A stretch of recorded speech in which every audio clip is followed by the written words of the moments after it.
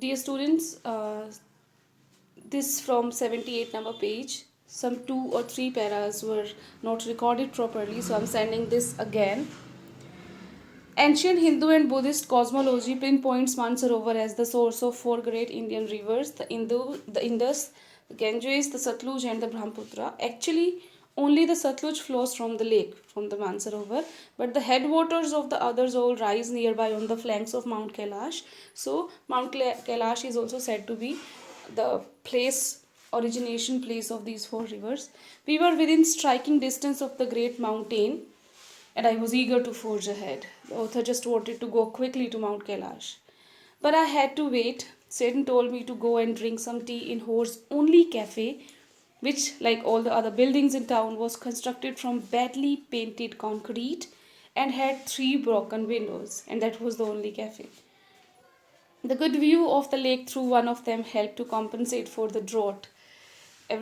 Something which was adding beauty, that was only the Lake Mansarovar.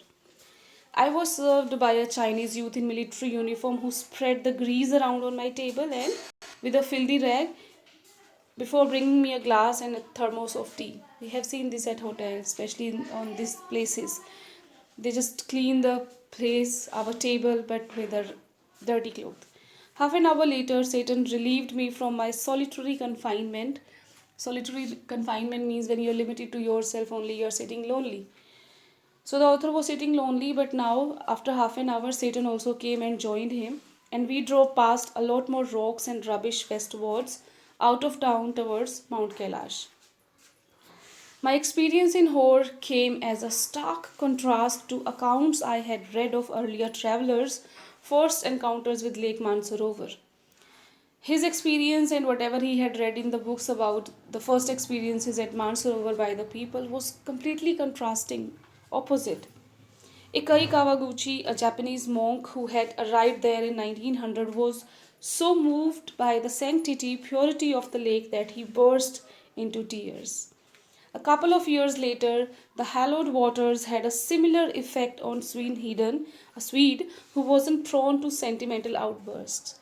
So this Japanese and this Swedish, these 2 persons were actually came to tears after looking at the beauty of the Mansarovar. But this was not with the author. The book, the reading was saying something else, but the reality was something else for the author.